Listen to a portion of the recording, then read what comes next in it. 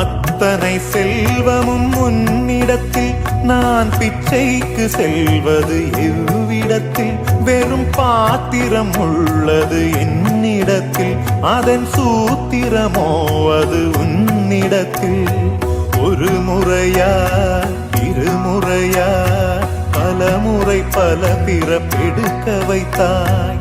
புதுவினையா பழவினையா கணம் கணம் தினம் என்னை துடிக்க வைத்தாய். பொருளுக்கு அலைந்திடும் பொருளற்ற வாழ்க்கையும் துரத்துதே. உன் அருள் அருள் அருள் என்று அலைகின்ற மனம் இன்று பிதற்றுதே.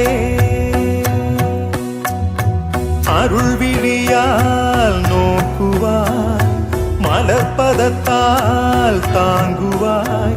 உன் திருக்கரம் என்னை அரவணைக்குன